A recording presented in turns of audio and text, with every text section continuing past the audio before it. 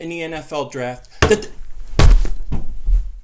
Hey, make us lunch. We're hungry. Yo, everybody, how you doing? King Ding back here. And guess what? We win again. We win again this weekend. We didn't even play and we win again. How do we win when we don't even play? We can't help but win. We win when we don't even try. What the hell is going on? This is amazing. This is the greatest thing ever. I've never won so much in my life. It's crazy. But we keep winning. It's beautiful. And again today, without even playing, we won. We won because the Dallas Cowboys got the grandiose crap beat out of them. And that's why I'm here in this victory formation, getting ready to sit there and dedicate this to the Atlanta Falcons for beating the crap out of the Dallas Evil Empire Cowboys. So with that said, to the Atlanta Falcons, all the Atlanta Falcons fans, and all their peoples, thank you for this win. Thank you for what you did. This stogie is for you. Let's light it up.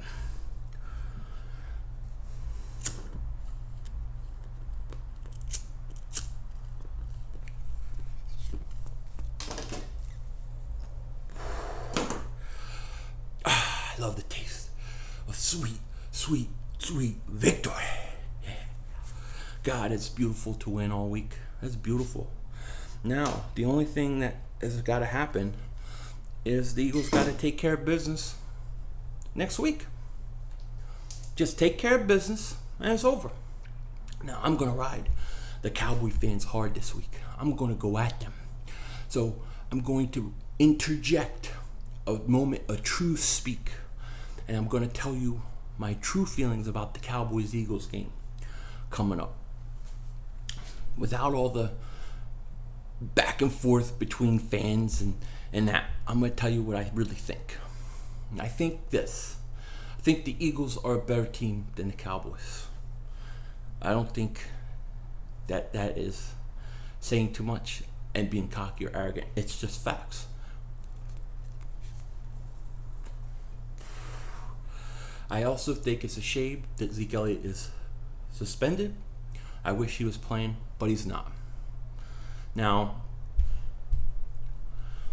the Eagles have to be mindful of one thing and be very careful in this game.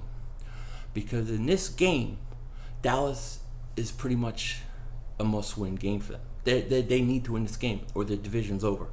They don't win this game, they lose the division. So Dallas is going to be at their best, at the best that they can be. Those guys are going to be ready to play, and they're going to be up for this game. So the Eagles better be ready, better be on point. And if they are, if the Eagles are, this game, the Eagles have a good chance to win. If they're not, if they come in sluggish, if they take Dallas lightly, if they're still on vacation mentally, they're going to have a problem. And that's the truth of it. Division rivalry games are never easy.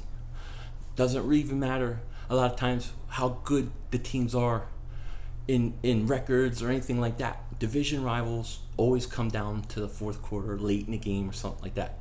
So the Eagles better be on point. Now, I think they will. And we'll be sitting here in a week, it'll be a late night, talking about the Eagles being 9-1. And we'll be having another victory, winning another week, winning again, just more wins to add up, more wins and more wins. We just keep winning. You know what I mean? I win at almost everything now. Fantasy, football, everything. It's great. Oh, I did lose today. I did lose one thing. That's true. I bet with my kid today. Now, this is bizarre, but I told you guys in the previous video that I was going. They want the Christmas stuff early. And I'll put it up early. Now, when I said early, I'm thinking like Thanksgiving, the day before Thanksgiving at the earliest, or the day after, or the weekend right after Thanksgiving, on Black Friday, something like that. That's what I'm thinking, early. Because when I grew up, we put it up at like maybe December, you know what I mean? But my youngest comes in, I was getting ready to do a video. She comes in and says, "Daddy," and I'm had the camera and I'm talking. She's like, I hear bang, bang, bang on the door, and it opens and she's like, "We want our Christmas stuff up." I'm like, "What?" She's like, me and my sister, we want our Christmas stuff up.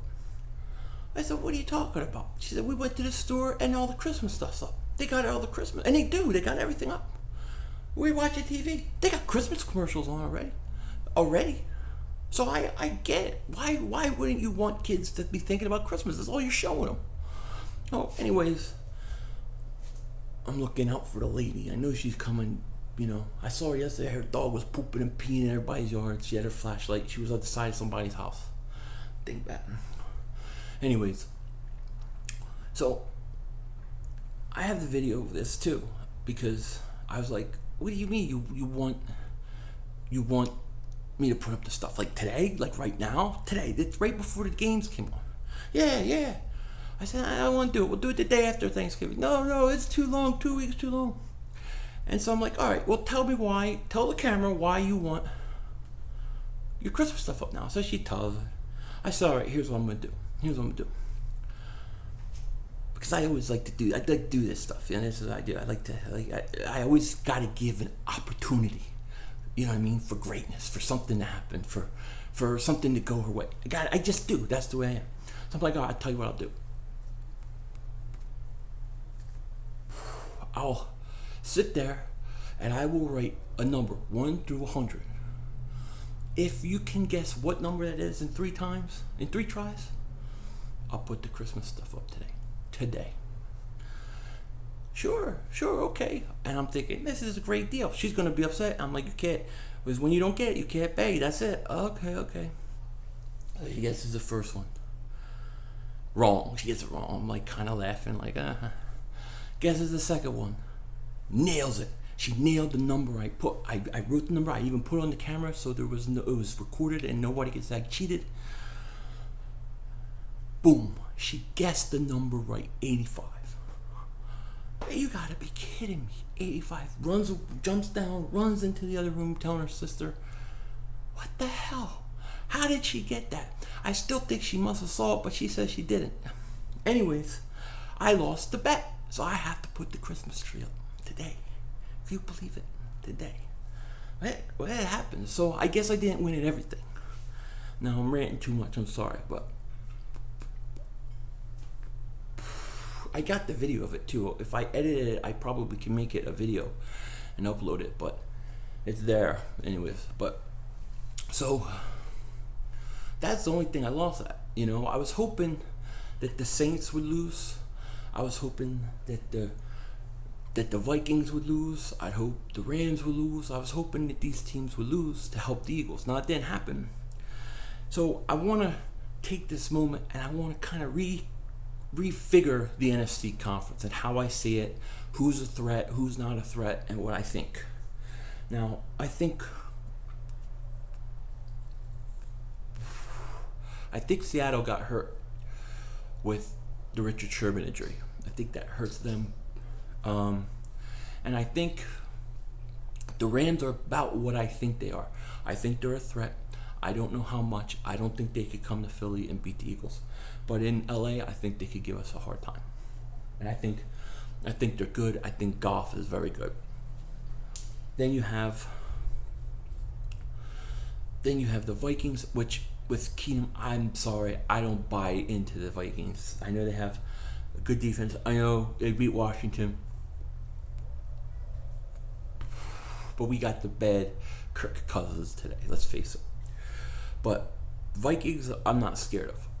Now, the Saints are the interesting team because I don't think much of their defense, or they hadn't gone up against teams that score a lot of points. But you gotta give them a lot of credit for going into Buffalo, even though Buffalo hasn't been playing great. And play in a cold weather, play a team that hasn't lost all year at home, and put the beating that they put on the Buffalo Bills. I think, and then when you have Drew Brees, I think that I'm not going to say fear the Saints yet. I'll say I'm starting to respect the Saints. And they could be an issue for us, especially with Drew Brees, the way they play, the way they can run, the way he gets the ball out quick, could be a problem. Now, the defense, the defense is playing great. They seem to have a great secondary, and they get to the quarterback.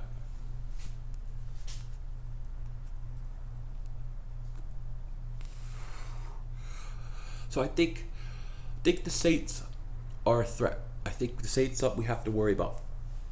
And we'll figure it out. So I'll say this. Say the way I see the NFC conference right now today at this moment, I'm gonna say the Eagles 1, the Saints 2, the Rams 3, the Seahawks 4, and the Vikings 5. That's how I kind of see it. That's my top 5 in the NFC conference. So the Saints, they're moving way up on my board because, look, you don't get to where you are playing the defense you have in the last 7 games without being good. So I think that I have to reassess the New Orleans Saints. I think they're a better team than I thought.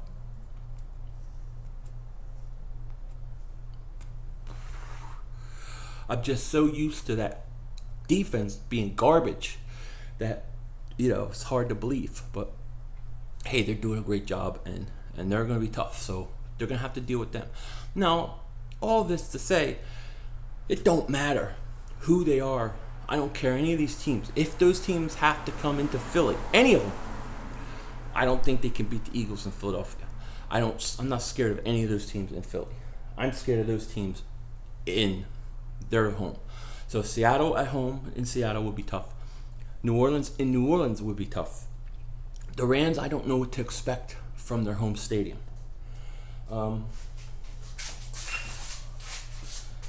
But pretty much other than that, as long as the Eagles get a 1 or 2 seed, then I'm good. Then we're good. I think it ain't going to matter. I think we'll beat anybody. But we got to get that 1 seed. And it starts next week. Next week with the Dallas Cockroaches. The stinking cockroaches, which they are. And I'll tell you why I enjoyed the beating that they took today. What a beating. And you're hearing it. We don't have Shaw Lee. We don't have our left tackle. Oh, you don't have these guys. Oh, boo-hoo for you. We don't have Jordan Hicks. We don't have Jason Peters. Okay, we don't have our guys either. We don't have Darren Sproles. We have a lot of guys that were big parts of this team that are out. But we're humming. We're moving. We keep going. Why? Because our quarterback can win games on his own. You know what happens when our quarterback gets hit? Our quarterback gets hit like Dak Prescott does almost every week. Almost every week I see Carson Wentz take a beating. But he gets up and he makes teams pay for it. It's a different level. Dak is right here. Carson Wentz is up here. Way up here, mother. That's what I'm saying. So the truth of the matter is, Dak, Carson. Dak, Carson. Know what I'm saying? That's what it is. It's kind of weird looking at myself do that, to be honest with you. It's kind of weird. I feel like somebody's pulling me. Kind of crazy, huh?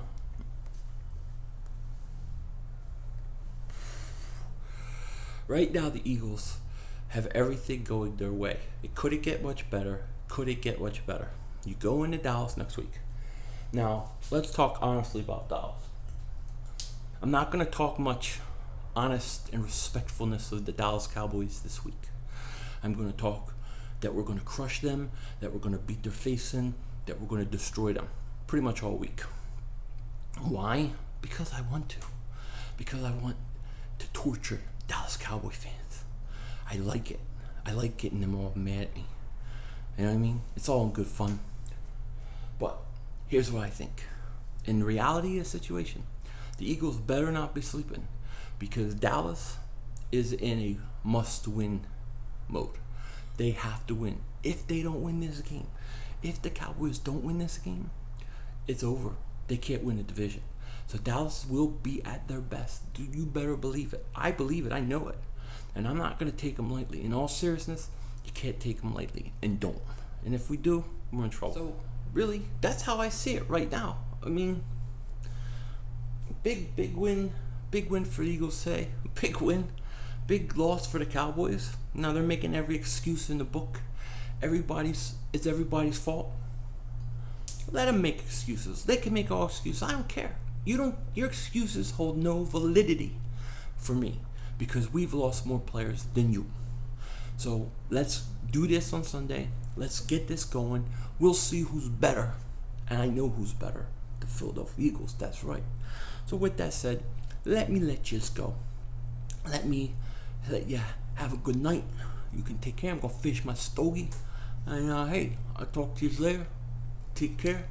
And hey, don't be a dingbat.